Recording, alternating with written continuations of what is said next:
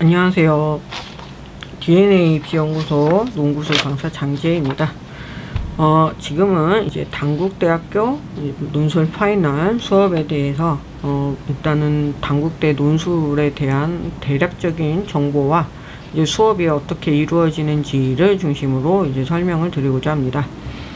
먼저 이제 단국대 같은 경우에는 토요일날 이제 목요일날 수능을 보고 다음 날이죠.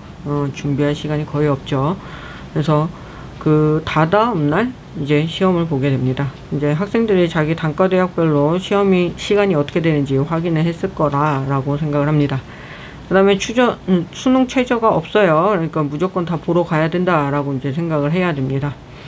고사 시간은 지금 2시간으로 일단 문제도 많고 지금 요구하는 읽어야 하는 제시문 수도 굉장히 많고 써야 하는 글자 수 자체는 사실 100분 시험 시간을 갖고 있는 다른 학교들과 크게 다를 바가 없지만 제시문 수가 상당히 많다라는 게 이제 단국대의 특징입니다. 그래서 시간 조절을 좀 해야 되는데 이제 문제는 답안지가 교체가 불가능해요. 단국대 같은 경우에는 이제 그래가지고 좀 답안했을 때 상당히 조금 고려해야 하는 지점들이 많다라는 거를 염두를 해야 되고, 검은색 볼펜만 또 사용 가능합니다. 검은색 볼펜만 사용 가능한데 연필을 못 쓰는데 답안지 교체가 안 된다라고 하는 거는 이제 학생들에게 상당한 정도로 짐으로 이제 다가오기 때문에 이에 대한 연습이 꼭 필요합니다.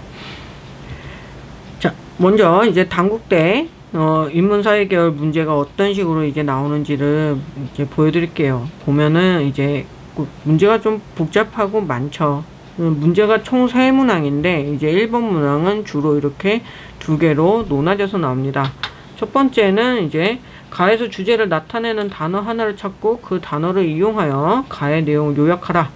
그래서 단어, 개념어, 핵심 개념어, 키워드를 찾아서 키워드에 따라서 요약하라 라는 문제가 나오고요. 이거는 매년 나옵니다. 그 다음에 이제 가에서 찾은 단어를 이용하여 나를 요약하고 다를 설명하시오. 그래서 또 다시 요약을 요구를 하고 있고요.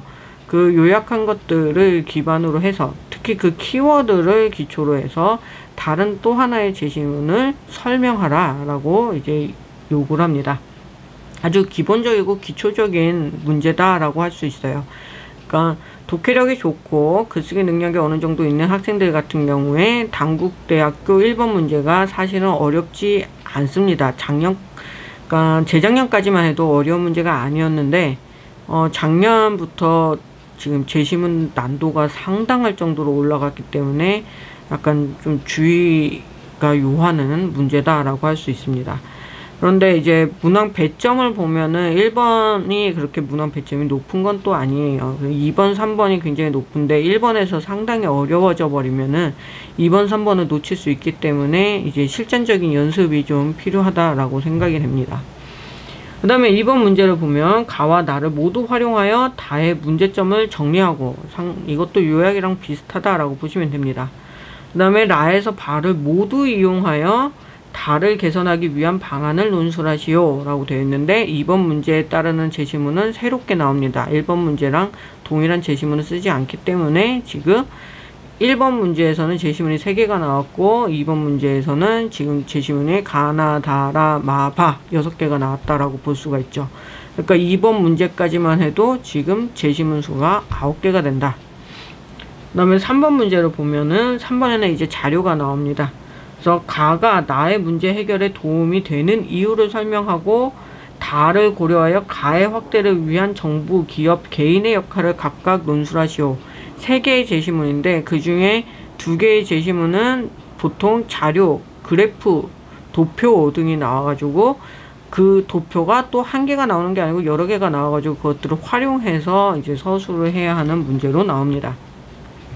어떻게 이제 준비를 하느냐? 일단 해야 될 게 많아요. 요약도 해야 되고 자료 해석도 해야 되고 적용 설명도 해야 되고 방안도 제시를 해야 됩니다. 그래서 오랫동안 지금 수능을 준비하느라고 논술을 쉬었던 학생들 같은 경우에는 이걸 빠르게 조금 적응을 해야 할 필요가 있어요. 그래서 만약에 이제 성대를 넣는 학생들은 이제 성대 파이널도 듣겠지만 성대를 듣지 않는다라고 하면 성대 파이널이라도 들어가지고 워낙에 출제 유형 자체는 비슷비슷하기 때문에 그 연습을 최대한 많이 해두는 것이 좋습니다. 그래서 글쓰기 감각을 빨리 회복을 해야 돼요. 보통은 이제 한 달 정도는 이제 수능을 앞두고 쉬었기 때문에 요구하는 거 문제 유형도 다양하게 있는데 연습을 안 해버리고 가버리면은 굉장히 큰 낭패가 될 수 있습니다. 그런 다음에 특히 지금 어려워졌기 때문에 제시문이 굉장히 어려워졌기 때문에 그 어려운 제시문을 접하면서 동시에 시간 관리도 하고 답안 작성 방법도 맞춰서 이제 써보는 연습이 필요합니다. 그리고 지금 최저가 없는 대학이기 때문에 아무리 어렵게 나와도 제시문이 아무리 어렵게 나와도 학생들의 합격권 점수는 90점 이상이다 라고 이제 생각을 하셔야 됩니다. 그래서 지금 어쨌든 답안지 교체 불가했다는 대응 연습 이거 반드시 필요하다라고 이제 생각을 하시면 됩니다. 그래서 조금 준비할 시간도 없고 촉박하기는 한데 그렇다고 해서 이제 손 놓고 있을 수는 없으니까 연습을 착실히 해야 합니다.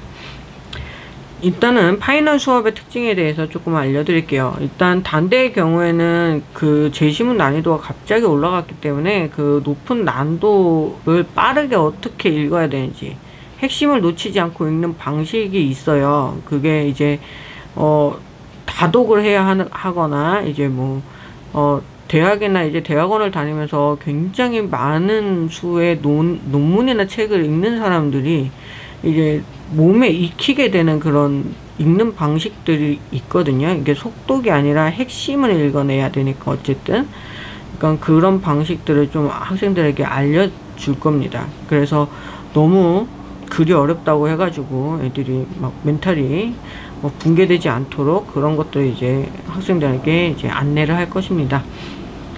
그 다음에 이제 답안 작성법에 굉장히 주의를 기울여서 이제 강의가 이루어지는 편입니다. 이제 제시문에 어떻게 읽는지 알려주고 제시문 내용에 대해서 왈가왈부를 하기보다는 학생들이 답안을 써야 할 때 어떤 식으로 접근하고 써야 하는지를 중심으로 이제 이루어집니다. 그게 파이널 강의의 특징이에요.